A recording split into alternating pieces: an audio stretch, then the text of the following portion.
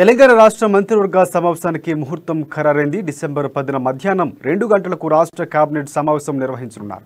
CM KCR అధ్యక్షతన రాష్ట్ర మంత్రివర్గం సమావేశం జరగనుంది. ధాన్యం కొనుగోళ్లు, రైతు బంధు నిధులు విడుదల, సొంత స్థలాలున్న బలహీన వర్గాలకు గృహ నిర్మాణం, దళిత బంధు అమలు తదితర అంశాలపై మంత్రివర్గం చర్చించే అవకాశం ఉంది. అసెంబ్లీ సమావేశాలు, ఆర్థిక పరిస్థితులు, కేంద్రం ఆంక్షలపై కూడా చర్చించే అవకాశం ఉన్నట్లు సమాచారం.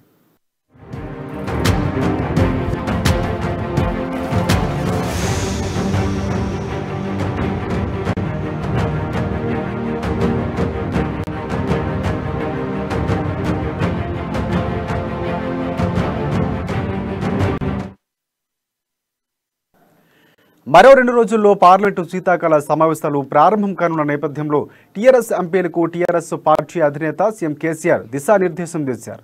సీఎం కేసీఆర్తో లోక్సభ, రాజ్యసభ పక్ష నేతలు కూడా కె కేశవరావు, నామా నాగేశ్వరరావుతో పాటు పలువురు టీఆర్ఎస్ ఎంపీలు సమావేశమయ్యారు. పార్లమెంటు శీతాకాల సమావేశంలో రాష్ట్రం టీఆర్ఎస్ తరపున లేవనెత్తాల్సిన అంశాలపై కూడా ఎంపీలకు కేసీఆర్ దిశానిర్దేశం చేశారు. ఢిల్లీ పరిణామాలపైన అలాగే చర్చించినట్లు తెలుస్తోంది. రాష్ట్రం పట్ల కేంద్రం అనుసరిస్తున్న కక్షపూరిత విధానాలను సభలో ప్రస్తావించాలని ఎంపీలకు సూచించినట్లు తెలుస్తోంది.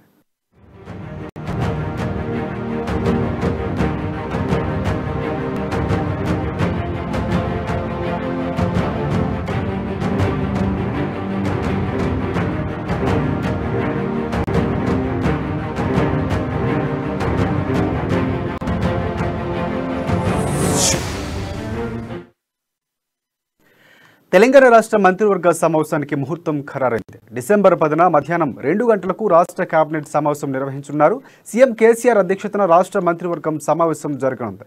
ధాన్యం కొనుగోలు, రైతు బంధు నిధులు విడుదల, సొంత స్థలాలు ఉన్న బలహీన వర్గాలకు గృహ నిర్మాణం, దళిత బంధు అమలు తదితర అంశాలపై మంత్రివర్గం చర్చించే అవకాశం ఉంది. అసెంబ్లీ సమావేశాలు, ఆర్థిక పరిస్థితులు, కేంద్రం ఆంక్షలపై కూడా చర్చించే అవకాశం ఉన్నట్లు తెలుస్తోంది.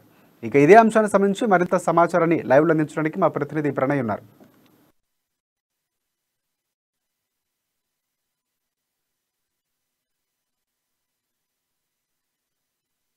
కేసీఆర్ తదనంతరం కూడా ఇప్పుడు ఈ నెల డిసెంబర్ 10న అత్యవసరంగా కూడా కేబినెట్ సమావేశం నిర్వహించబోతున్నారు.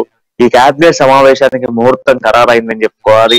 అయితే ఈ కేబినెట్ సమావేశంలో ప్రధానంగా మనం చూసుకుంటే పలు అంశాలపై క్లియర్ గా కూడా చర్చించేటువంటి అవకాశాలు అయితే కనబడుతున్నాయి. మొదటిగా చూసుకుంటే ధాన్యం కొనుగోలుకు సంబంధించినటువంటి అంశం కావచ్చు, అదే విధంగా రైతు బంధు, రైతు బీమా, దాంతో పాటుగా డబల్ బెడ్రూమ్ల ఇళ్లకు సంబంధించినటువంటి నిర్మాణానికి సంబంధించినటువంటి అంశాలతో పాటుగా ఇక రానున్నటువంటి అసెంబ్లీ ఎన్నికలకు సంబంధించి ఒక సంవత్సరం గడువున్న నేపథ్యంలోనే ఈ సంవత్సరం వ్యవధిలో ఏం చేయాలి, ఎలాంటి కార్యాచరణ తీసుకోవాలి, ప్రజలకు ఏ విధంగా తెలంగాణ రాష్ట్ర ప్రభుత్వం అమలు పరుస్తున్నటువంటి పథకాల గురించి చెప్పాలి అన్నటువంటి అంశాలపైన కూడా క్లియర్ గా మాట్లాడేటువంటి అవకాశాలు అయితే కనబడుతున్నాయి. ఇక ధాన్యం కొనుగోలుకు సంబంధించినటువంటి అంశాలు ప్రధానంగా చూసుకుంటే ధాన్యం కొనుగోలుకు సంబంధించినటువంటి విషయంలో సేకరణలో కేంద్ర ప్రభుత్వం వ్యవహరిస్తున్నటువంటి తీరుకు సంబంధించి ఇప్పటికే ప్రజల దృష్టికి తీసుకెళ్లాలంటూ కూడా మంత్రులు, ఎమ్మెల్యేలందరికీ కూడా దిశానిర్దేశం చేశారు.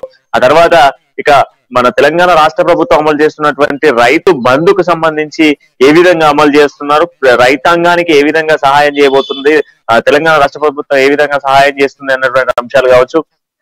తదనంతరం కూడా సొంత ఇండ్ల నిర్మాణానికి సంబంధించి అయితే ఇప్పటి వరకు డబల్ బెడ్రూమ్లకు సంబంధించి అనేక చోట్ల నిర్మాణాలు చేయించారు. నిర్మాణానంతరం కూడా కొన్ని ప్రాంతాలలో వారికి సంబంధించిన ఇబ్బందులు ఎదుర్కొన్నారు. అలా కాకుండా ఇప్పుడు ఎవరైతే ఎలిజిబిలిటీ ఉన్నటువంటి వ్యక్తులు ఉన్నారో, వారికి సొంత ఇల్లు లేక స్థలం ఉండి ఎవరైతే ఉన్నారో వాళ్ళకి సంబంధించి ఖచ్చితంగా కూడా నియోజకవర్గ స్థాయిలలో సేకరించాలంటూ కూడా సీఎం మొన్న జరిగినటువంటి మహబూబ్ నగర్ బహిరంగ సభలో కూడా స్పష్టం చేయడం జరిగింది.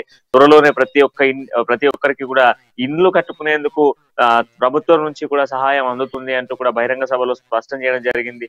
సో అనంతరం కూడా ఆ స్పష్టతకు సంబంధించి ఒక క్లారిటీగా కూడా నియోజకవర్గ ఎమ్మెల్యేలకు ఇన్ఛార్జీలు ఇచ్చబోతున్నారని చెప్పుకోవాలి.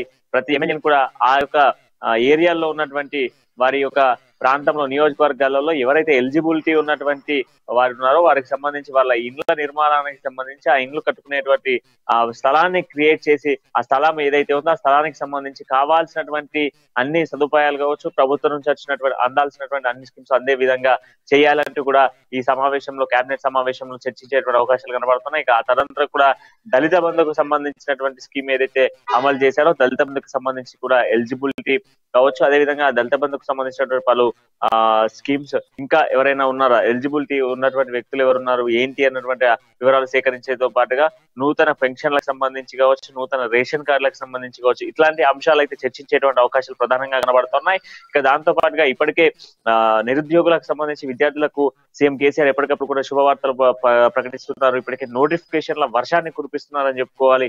నోటిఫికేషన్ ఒకదాని వెనుక ఒకటి వరుస పెట్టుకొని బయటకు వస్తున్న నోటిఫికేషన్లు చూసి ఇప్పటికే విద్యార్థులందరూ కూడా మొత్తం కూడా పుస్తకాలకు అంకితం అయిపోయారు. ఎక్కడ చూసినా కూడా విద్యార్థులందరూ కూడా పుస్తకాలు పట్టుకొని కూర్చున్న పరిస్థితులు అయితే కనబడుతున్నాయి. ఎందుకంటే నోటిఫికేషన్ రావడంతో పెద్ద ఎత్తున కూడా విద్యార్థులందరూ కూడా ఇన్స్టిట్యూషన్స్ కి వెళ్తున్న పరిస్థితులు మనం క్లియర్ గా చూస్తున్నాం. అయితే ఇదంతా కూడా నూతన పార్లమెంట్ కి సంబంధించి మరొకసారి పార్లమెంట్ కి శ్రీకారం సమావేశాలను ప్రధానంగా చెప్పుకోవాలి. ఎందుకంటే ఇప్పటికే శీతాకాలం అసెంబ్లీ సమావేశాలకు సంబంధించి సీఎం కేసీఆర్ డేట్ ని అయితే డిక్లేర్ చేయలేదు. కాకపోతే సమావేశాలు డిసెంబర్ లో సమావేశాలు పెడతాం, అసెంబ్లీ సమావేశాలంటూ కూడా స్పష్టం చేయడం జరిగింది. సో ఈ అసెంబ్లీ సమావేశాలలో ఏ అంశాలపై చర్చించాలి, మరి ఏ దానికి సంబంధించినటువంటి విషయాలను మనం అసెంబ్లీ చర్చించాలి, దాంతో పాటుగా కేంద్ర ప్రభుత్వ తీరుకు సంబంధించి కావచ్చు, కేంద్ర ప్రభుత్వం వ్యవహరిస్తున్నటువంటి తీరుకు సంబంధించినటువంటి అంశాలలో ఏ అంశాలను లేవనెత్తాలి అన్నటువంటి సంబంధించినటువంటి అంశాలలో కూడా సీఎం కేసీఆర్ ఈ కేబినెట్ సమావేశాల్లో స్పష్టం చేసేటువంటి అవకాశాలు కనబడుతున్నాయి. దాంతో పాటుగా ఎవరైతే ఎంపీలు ఉన్నారో ఎంపీలకు సంబంధించి ఎంపీలకు కూడా దిశానిర్దేశం చేసేటువంటి అవకాశాలు కూడా కనబడుతున్నాయి. ఎందుకంటే వాళ్ళు ప్రధానంగా పార్లమెంట్ లో చర్చించే అవకాశాలు ఉన్నాయి కనుక పార్లమెంట్ లో చర్చించే ముందు ఈ అంశాలపై చర్చిస్తే కేంద్ర ప్రభుత్వాన్ని నిలదీసినట్టుగా ఉంటుంది అన్నటువంటి ఆలోచనతో కూడా ఈ కేబినెట్ సమావేశాలు నిర్వహించేటువంటి అవకాశాలు అయితే కనబడతా ఉన్నాయి. ఇక ఈ కేబినెట్ సమావేశాలంతా కూడా కొంత ఆసక్తి రేగుతున్న రాష్ట్ర ప్రభుత్వం మరి ఎలాంటి నిర్ణయం తీసుకోబోతుంది, కేబినెట్ సమావేశం ద్వారా ఏ అంశాలను చర్చబోతున్నారు, మరి ఎల్లుండి 10వ తారీఖు రోజు మధ్యాహ్నం 2 గంటలకు జరగబోయేటువంటి అసెంబ్లీ సమావేశాలకు సంబంధించి ఎట్లాంటి అంశాలు వెలుగులోకి రాబోతున్నాయి, మరి సీఎం కేసీఆర్ తీసుకునేటువంటి దిశానిర్దేశం కావచ్చు, ఆలోచన కావచ్చు, ధాన్యం కొనుగోలు విషయంలో కావచ్చు, రైతు బంధు, రైతు బీమా, అదేవిధంగా దళిత బంధు, ఈ డబుల్ బెడ్రూమ్ ఇళ్ల నిర్మాణం, ఉద్యోగాలకు సంబంధించినటువంటి నిరుద్యోగులకు సంబంధించిన ఉద్యోగాలు కావచ్చు, అదేవిధంగా నూతన పెన్షన్లు కావచ్చు, నూతన గృహాలకు సంబంధించిన నిర్మాణాలు కావచ్చు, అదేవిధంగా రాబోతున్నటువంటి ఎన్నికలకు సంబంధించినటువంటి అంశాలు కావచ్చు, ఇవన్నీ కూడా చర్చించేటువంటి అవకాశాలు కనబడుతున్నాయి. ఇప్పటికే సీఎం కేసీఆర్ తెలంగాణ రాష్ట్రంలో ఉన్నటువంటి పలు జిల్లాలకు, ఉమ్మడి జిల్లాలకు వెళ్తున్నారు. ఉమ్మడి జిల్లాలలో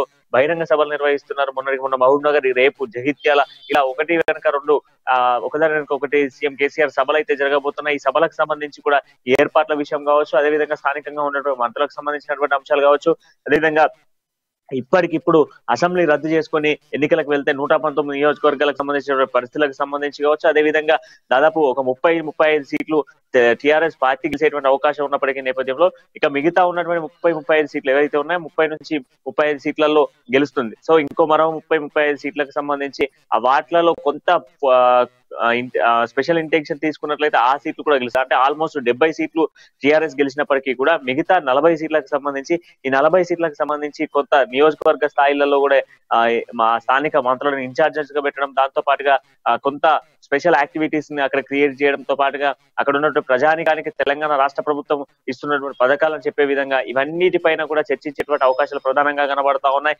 ఈ కేబినెట్ ఎల్లుండి 10వ తారీఖు డిసెంబర్ 10న జరగబోయేటువంటి కేబినెట్ సమావేశాలు మాత్రం కీలకంగా మారేటువంటి అవకాశాలు కనబడుతున్నాయి. ఇక సీఎం ఆలోచనలు కావచ్చు, ఆలోచన విధానం కావచ్చు, మంత్రివర్గ సమావేశంలో స్పష్టంగా అర్థమయ్యేటువంటి అవకాశాలు అయితే క్లియర్ గా కనబడుతున్నాయి. Rajasekhar.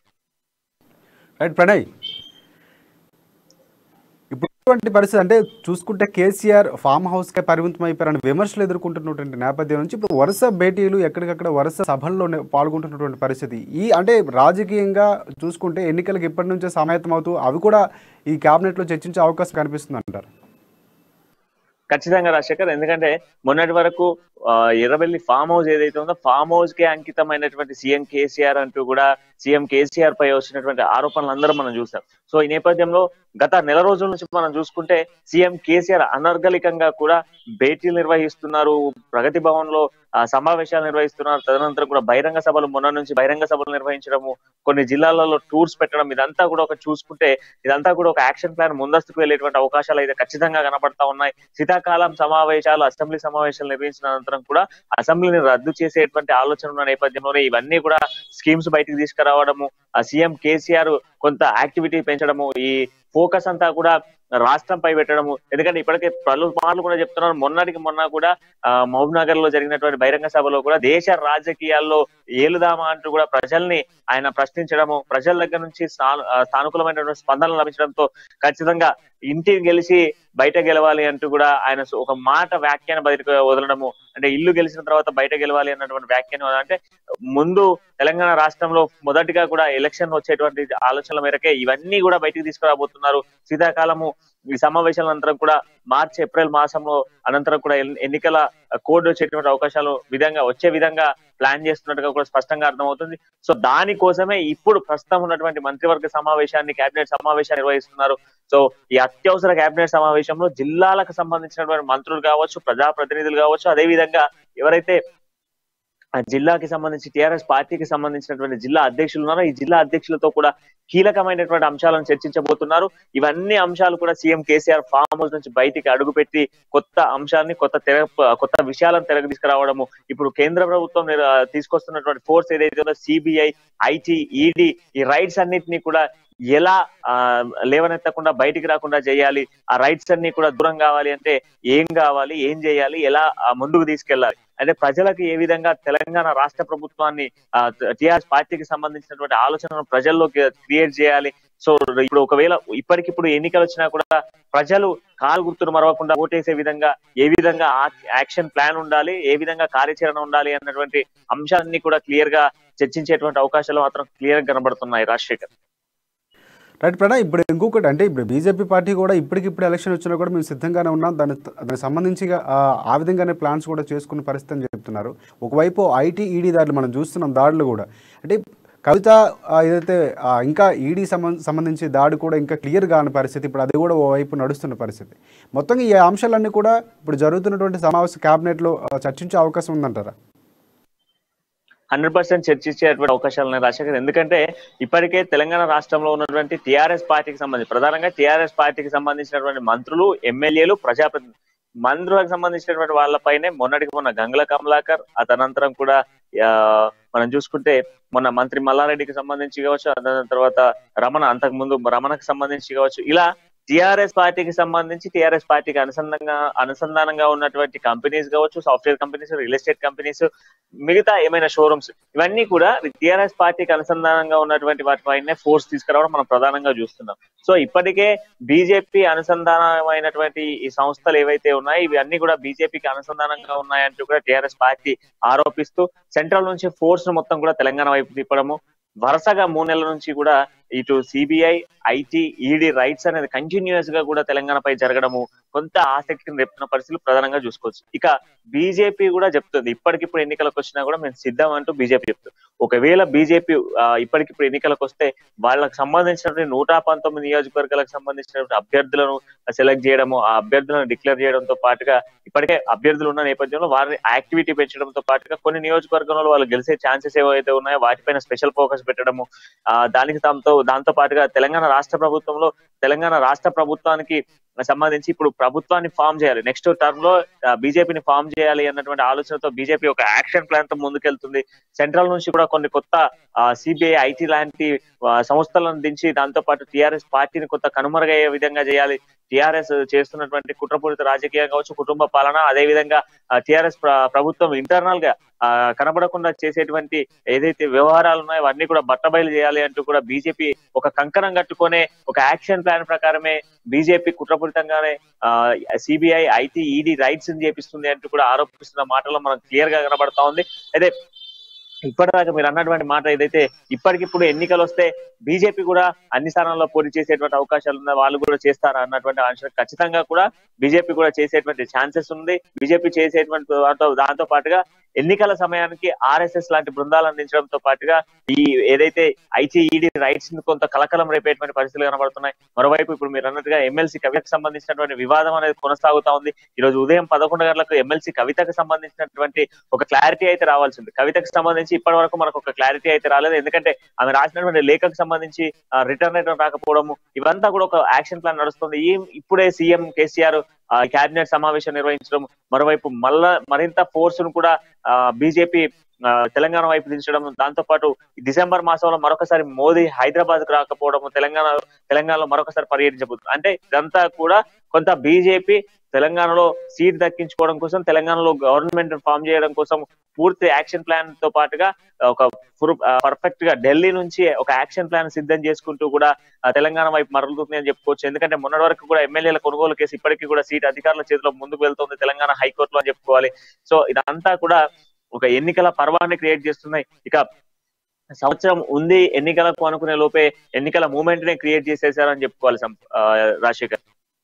Right, thank you Pranay.